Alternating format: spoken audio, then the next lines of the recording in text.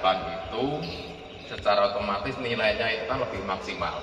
Begitu Mas Beni. Nah, kenapa dengan ground, dengan tahapan itu kita akan mencapai waktu yang lebih singkat daripada kita main di pon. Nah, untuk konsep kita bikin tahapan seperti ini, misalkan ada tepuan-tepuan gini, kita bisa untuk ujung ini, satu pangkal ini dari pangkal ke ujung untuk pecah dengan kita bisa menggunakan titik loss beberapa titik.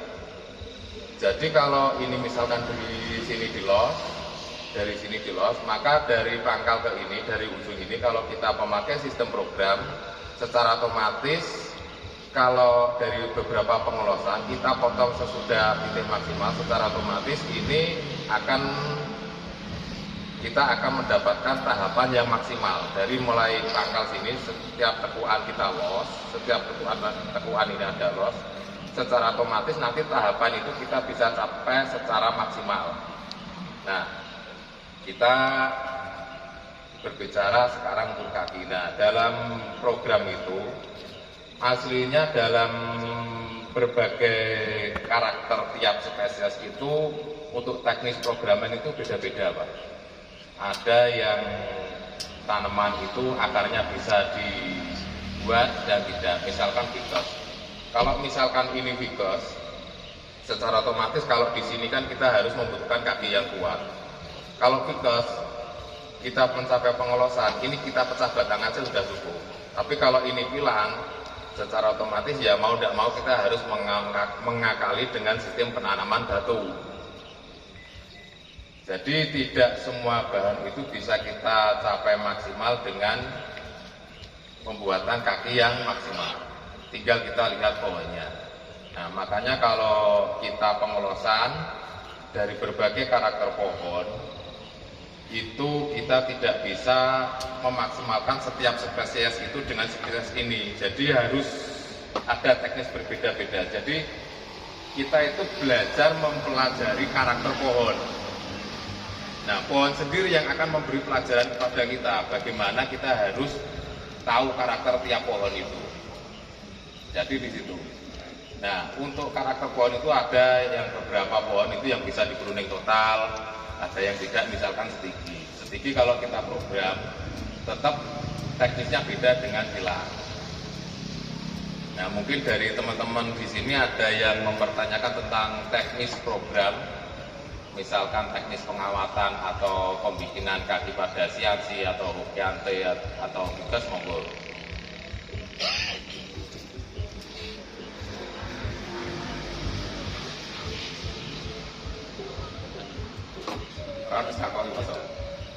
Ya kan sudah ditanyakan sendiri, jawab lagi tuh. Teknis pengawatan. Karena di sini banyak ficus, mungkin dijelaskan untuk pembuatan atau pemrograman kaki, Pak.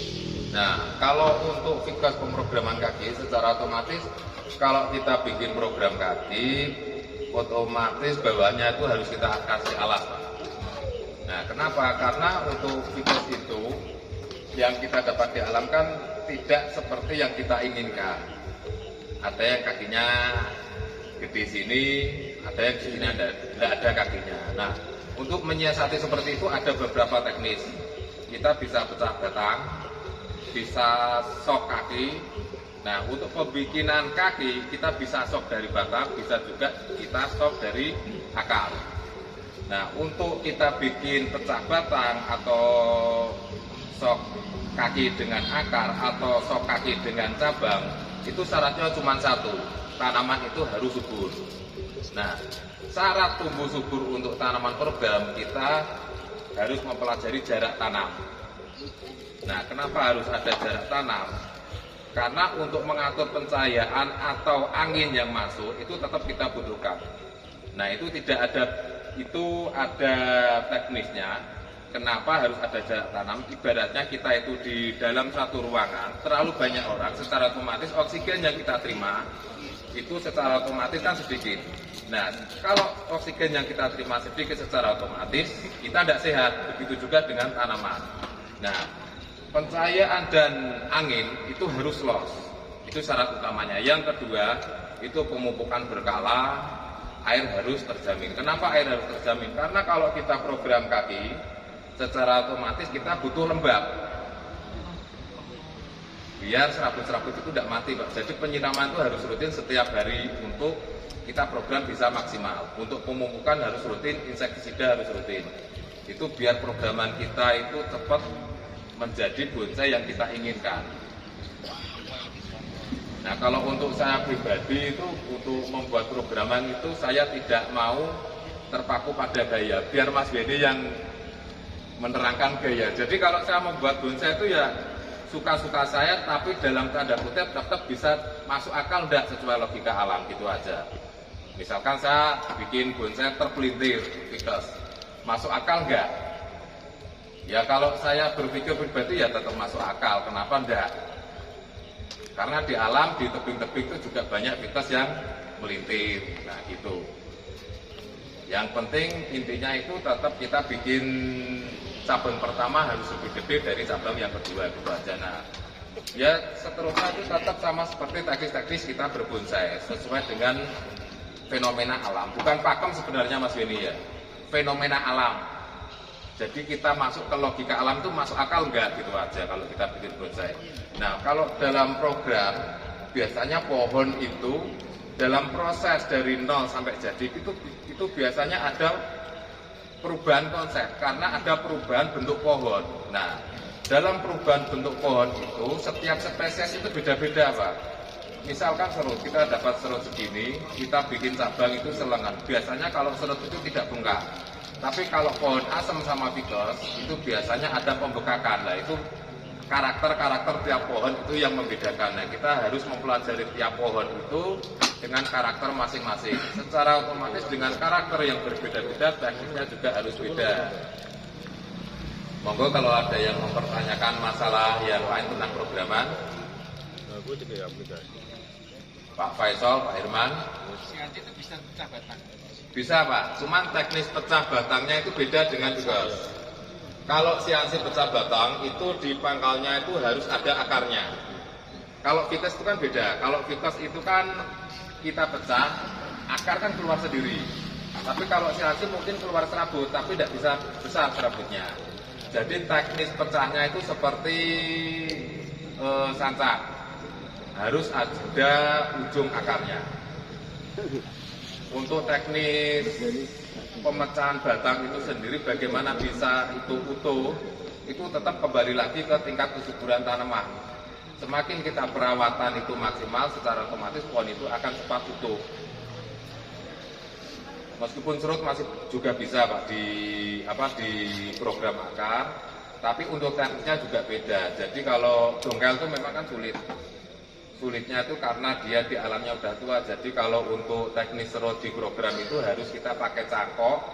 Cuman yang dicangkok itu harus tanaman yang cabang-cabang yang masih muda, itu bisa. Cuman untuk timingnya itu jauh lebih lama dari spesies-spesies yang lain. Jadi monggo kalau ada pertanyaan tentang dunia program atau budidaya monggo bisa dipertanyakan.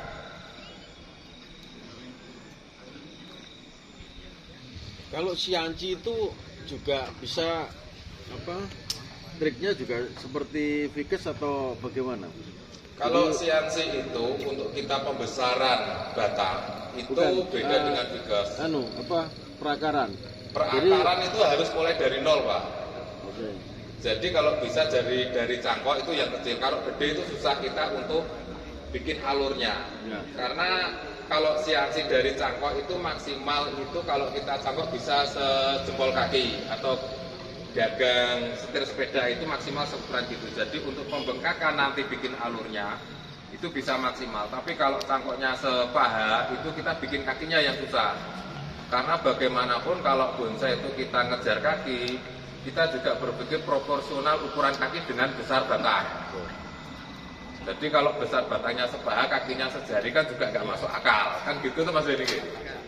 Tetap logika alam itu harus kita pakai.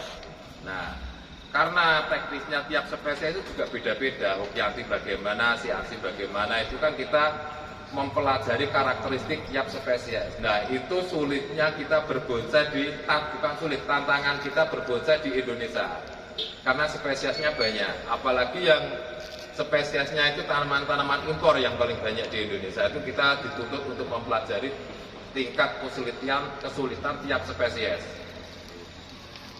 Nah, kalau Sianti sendiri itu kalau kita ingin membesarkan pohon, itu beda teknisnya dengan tanaman serut, terus tanaman ficus yang bisa dipangkas pangkalnya, disisakan ujung. Tapi kalau Sianti sama Hokiante atau Sanjang itu wajib perdu.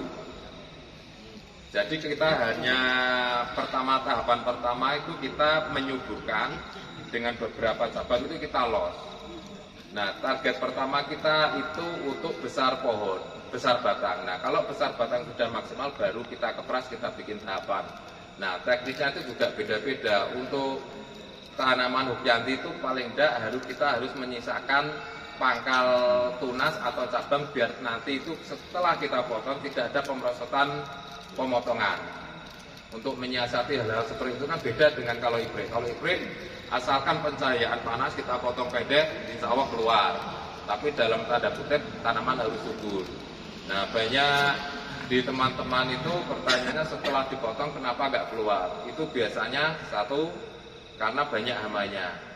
Nah, kalau banyak hamanya kita potong pendek, dia nanti keluar tunas. Hama itu kan yang diserangkan tunas, bukan daun luar. Nah, itu yang faktor-faktor, salah satu faktor yang menghambat pertumbuhan tunas, sehingga tanaman itu kan nantinya kan mati karena tunas tidak keluar gitu. Jadi untuk programan itu syarat pertamanya biar kita itu tanaman kita itu cepat jadi sesuai konsep kita. Syarat pertama itu pemupukan dan insektisida. Kenapa? Karena kalau tanaman itu berkumpul jadi satu, secara otomatis itu kan menjadi endemik hama.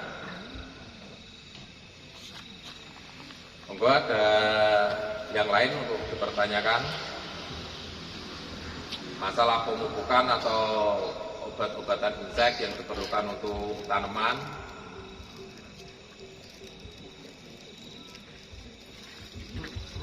Oh ya. Untuk masalah ini kan masalah serut ya Pak. Yeah. Serut ini kan selama ini teman-teman masih kebingungan dengan penyakit serut yang berlubang. Nah, Tumor saya lah. pernah konsultasi sama ahli pertanian, kebetulan teman saya kan ada yang di ITB. Sebetulnya kalau berlubang itu jamur Pak, fungi.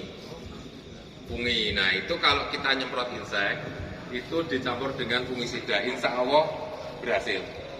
Nah, kalau itu jenengan pruning, saya yakin tetap keluar. Karena apa? Jamur itu tidak bersarang di daun aja, dia bersarang di pangkal-pangkal tunas itu dan di pohon-pohon. Tapi kalau kita penyemprotan insek dicampur dengan fungisida, insya Allah itu akan hilang.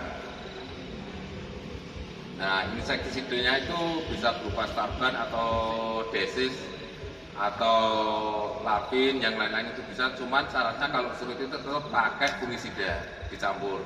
Nah, biasanya kalau jamur yang fungi itu keluarnya itu musim penghujan. Nah, kalau musim penghujan itu tidak kita tangani, tetap musim kemarau itu tetap akan ada. Karena apa?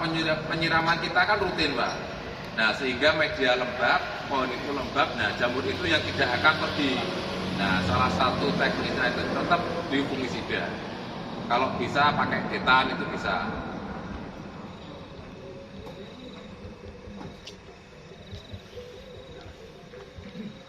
Monggo.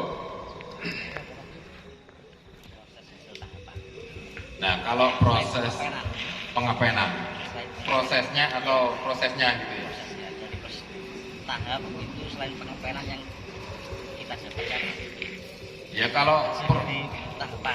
kalau hasil dari tahapan itu kan memang bonsai itu kan miniatur pohon di alam. Nah, miniatur pohon di alam itu kan dari pangkal ke ujung kan meruncing.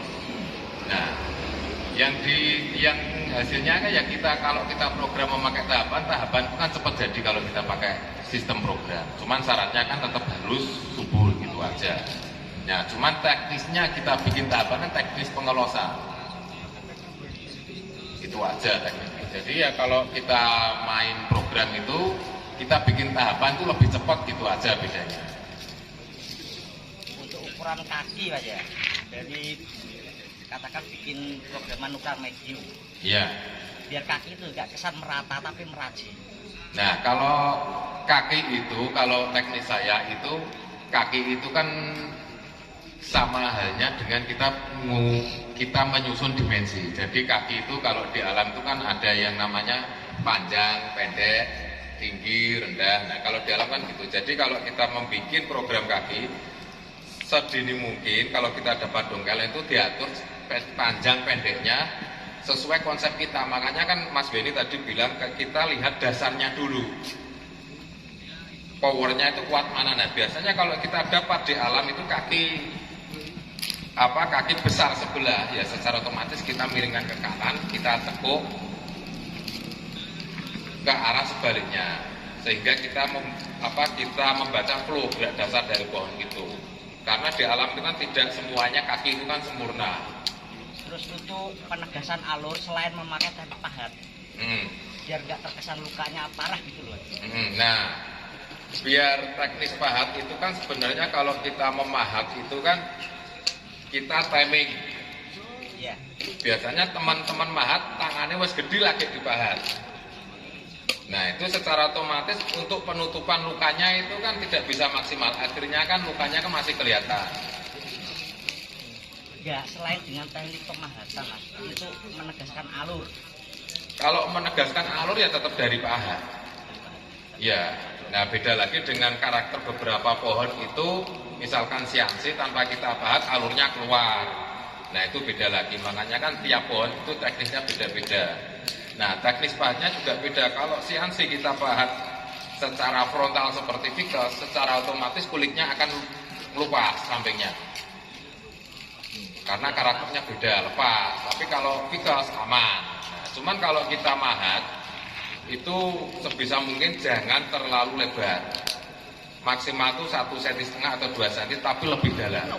Sehingga nanti kalau penutupan luka, dia itu tidak kembali seperti kulit, jadi seperti alur.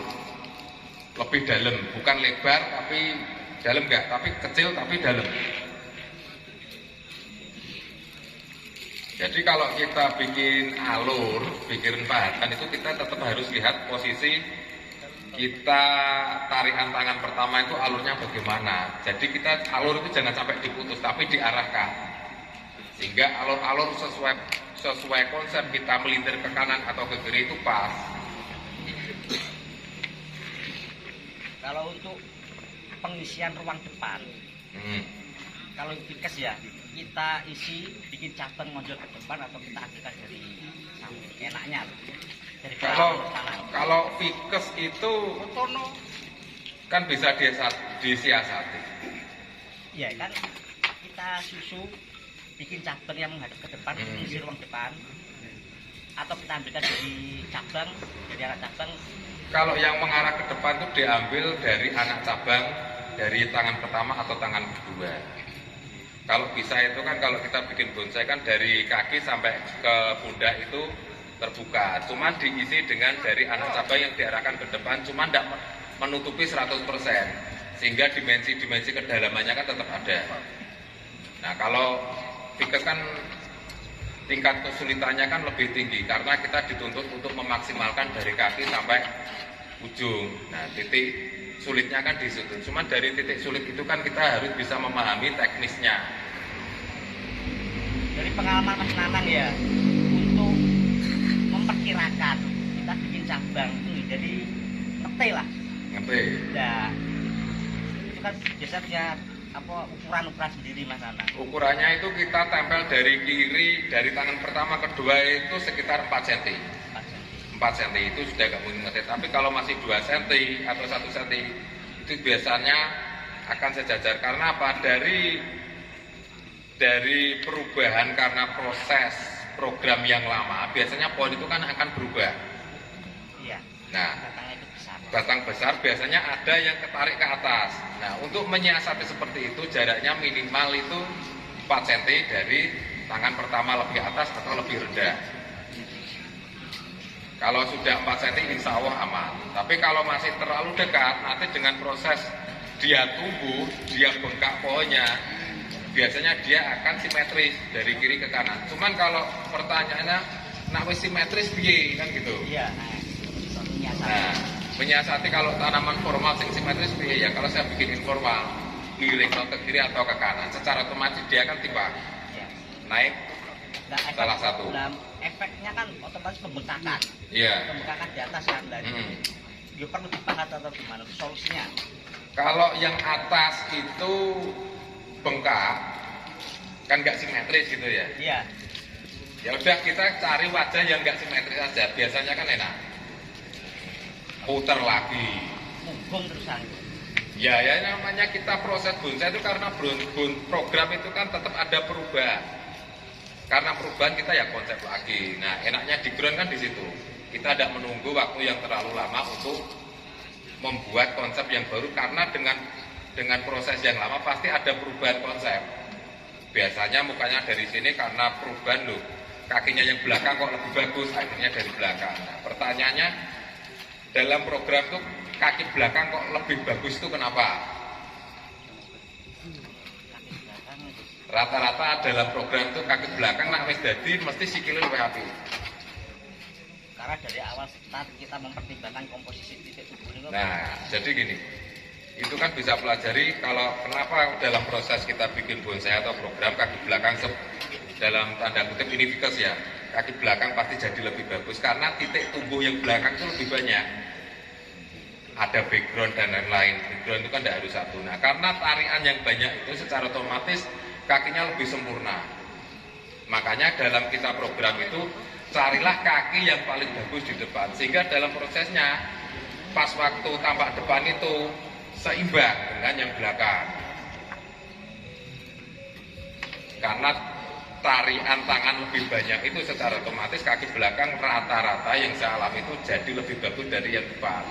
Kalau ukuran mencapai ukuran ideal untuk pohon program ya. Ya. Untuk lengan pertama, lengan kedua itu yang kita berpedoman itu berapa dari besaran batang utama? Kalau saya itu kan proporsional itu kan rasa. Jadi ya rasanya jenenge awake dhewe awake sakmene pupune sak pira kan rasa kan di situ. Kalau ukuran itu kan saya nggak begitu paham, tapi saya lebih mengutamakan rasa proporsional. Pantese sak pira. Nah, tapi pertanyaannya kadang kan kebelanjur gede. Iya. Nah, kebelanjur gede ya kita bikin konsep twin trunk lagi. Nah, kalau cabangnya dijatuhkan ya pokoknya lah nggak penak. Kalau beda dari bawah. Ya dibikin mahkota banyak, ujungnya dibikin panjang sekalian kan tidak apa-apa. Harus merubah konsep lah intinya. Merubah konsep karena dalam proses perjalanan yang panjang tuh biasanya ada perubahan bentuk. Kalau untuk sistem penempelan Mas Beni, Mas Nana dari pengalaman jenengan yang paling bagus itu kita tempel dari anak cabang atau sampai ranting baru kita sisipkan. Kalau saya itu tergantung besar pohon. Semakin besar pohon ya akhirnya untuk cucur ranting. Tapi nak pohonnya kecil ya tetap nak gede cabang. Misalkan pohonnya gerdu gitu kan ya secara tepat nak gede cicit ranting cucur ranting. Tapi untuk menyiasati nak wete terlalu gede kan kita okulasinya kan ya ribet. Nah, untuk menyiasati biasanya kalau saya tangan pertama, tangan kedua yang gede-gede itu sebelum saya motong, saya tempel susu pakai elegan yang tanaman gede. Tapi kalau tanaman yang kecil-kecil ukuran large, medium, small gitu ya masih kita pakai okulasi. Tapi kalau ukuran yang XXL gitu yang cabang pertama, kedua, background itu saya tempel susu semua dari anak cabang. Sehingga kedepannya kita yang untuk bawah tidak okulasi. Tapi kalau untuk yang top kita kan tetap tidak bisa pakai tempel susu karena kan terlalu rapat. Jadi tetap okulasi. Cuman teknisnya okulasi ya yang di bawah tetap di pruning. Baru okulasi. Nah sistem okulasinya kan tetap harus teduh.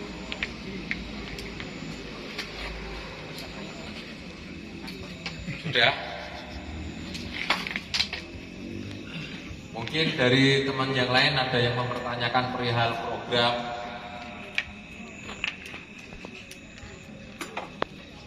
Misalkan ukuran kawat atau yang lain, kena opo kok gede-gede.